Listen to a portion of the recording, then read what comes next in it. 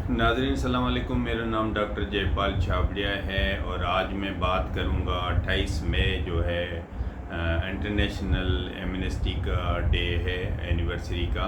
और आप तमाम नौजवानों को जो या ह्यूमन राइट्स से दिलचस्पी रखते हैं उनको ये मालूम होना चाहिए कि एमनेस्टी इंटरनेशनल एक ऐसा इदारा है जो पूरी दुनिया में जिन जिन मुल्कों में ह्यूमन राइट्स वायोलेशन हो रही है या प्रिजनर्स जो होते हैं कॉन्शियस के, जिनको सज़ाएं दी जाती हैं, उनके लिए आवाज़ उठाती है। एमनेस्टी इंटरनेशनल की बुनियाद 1961 में रखी गई और उसका जो फाउंडर था पीटर बेनेंसन और उसका सपोर्टर एक साथी था दूसरा एरिक बेकर।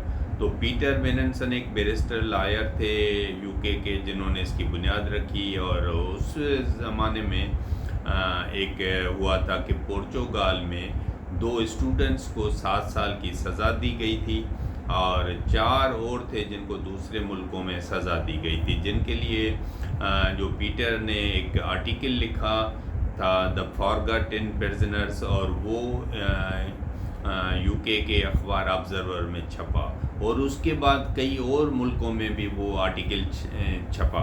तो ये उन्होंने पहली दफ़ा जब ये आर्टिकल छपा तो उन्होंने बाद में देखा कि एक ऑर्गेनाइजेशन की ज़रूरत है, तो उन्होंने जुलाई 1961 में इसकी एमनेस्टी इंटरनेशनल की बुनियाद रखी।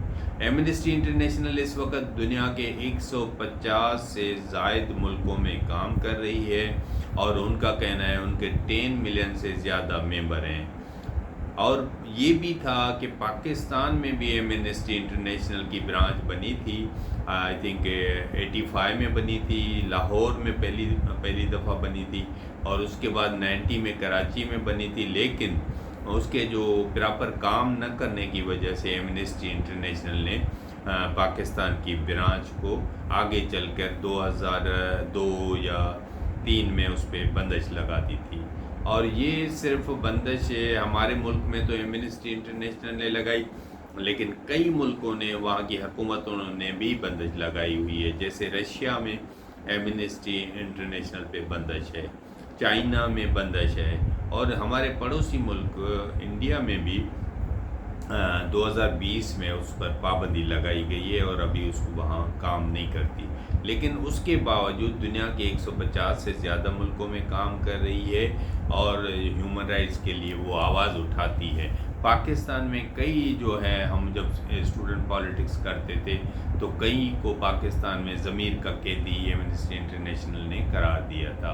और इस वक्त भी आप देखेंगे कि हमारे जैसे मुल्क में ऐसे जो इमरान ख़ान हैं, उसके साथी यास्मीन राशिद, शामोन कुरैशी और कई लोग हैं जो जेलों में बंद हैं, जिनके लिए आवाज़ उठाने की ज़रूरत है। उनके केस नहीं चलाए जा रहे, उनके फैमिली को उनसे मिलने नहीं दिया जाता, उनकी वकीलों को उनसे मिलने नहीं दिया। ये मतलब उनका एक कानूनी हक़ है लेकिन ह्यूमन राइट्स वायलेशन है। और हमारे मुल्क में जितने ह्यूमन राइट्स के इदारे हैं वो इनके लिए उतना आवाज़ नहीं उठा रहे। ये हमें शिकायत है कि उनको आवाज़ उठानी चाहिए। ये नहीं देखना चाहिए कि आप उसे इख्तलाफ करते हैं या कुछ भी करते हैं, लेकिन ह्यूमन राइट्स की वायोलेशन जो भी होती है हमें उसके लिए आवाज़ उठाना चाहिए। तो मैं कोशिश करूँगा और दूसरे साथियों को भी मिल के कि हम एमनेस्टी इंटरनेशनल की ब्रांच पाकिस्तान में अगर दोबारा बना पाएँ, उसको एक्टिव कर पाएँ तो ये बहुत अच्छा होगा।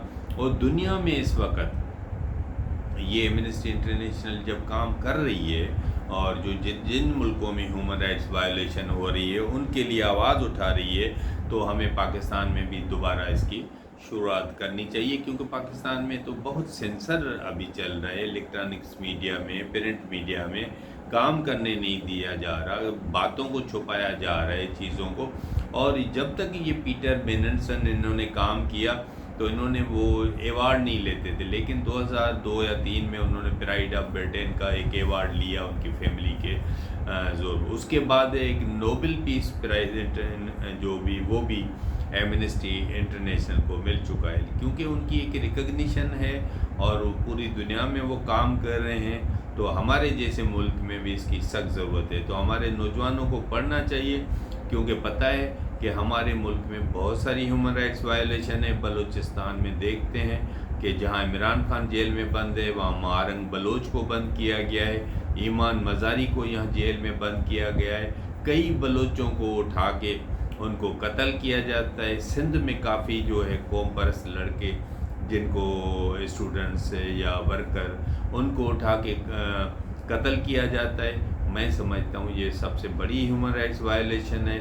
کسی پر بھی کوئی اگر ایلیگیشن ہوتا ہے، الزام ہوتا ہے، تو حکومت کو چاہیے اس کو اریسٹ کرے، اس کو کورٹ میں ثابت کرے، اس کو سزا ملنی چاہیے، کیونکہ ہم کسی بھی ایسے کام کی حمایت نہیں کر سکتے جو ایلیگل ہو، لیکن جو سیاسی طور پر کام کر رہے ہیں، جو اپنے نیشنل رائٹس کے لیے کام کر رہے ہیں، جس میں نے نام لیا عمران خان یہاں رول آف لا کے لیے کام کر رہے ہیں، یاسمین راشد ان کے لیے کر رہی ہیں، شامہ قریشی کر رہے ہیں، مارنگ بلوچ اپنے بلوچوں کے حقوق کے لیے کام کر رہی ہیں، ایمان مزاری اپنے ایک جسٹس کے لیے سوسائٹی کے لیے کام کر رہی ہیں، لیکن ان کو یہاں پنشمنٹ دی جا رہی ہے۔ تو آئیں اب سب مل کر ہم کوشش کریں کہ پاکستان میں ایمنسٹی انٹرنیشنل کی برانچ دوبارہ بنے، اور جن ملکوں میں بندش ہے ان میں بھی بننی چاہیے، کیونکہ انسانی حقوق کے لیے کام کرنے کی اجازت تمام ملکوں میں ہونی چاہیے، اور پاکستان جیسے ملک میں اس کی سخت ضرورت ہے۔ تو آئیں تمام نوجوانوں کو ہم بتائیں کہ ایمنسٹی انٹرنیشنل کیا ہے، وہ کیسے ہیومن رائٹس کے لیے کام کرتی ہے، کتنے ملکوں میں اس وقت کام کر رہی ہے، اور ہمیں چاہیے ہم جب دوسرے دنیا کے ملکوں میں جو ہیومن رائٹس وائلیشن ہے ان کے لیے آواز اٹھائیں، اور وہ ہمارے لیے آواز اٹھائیں گے۔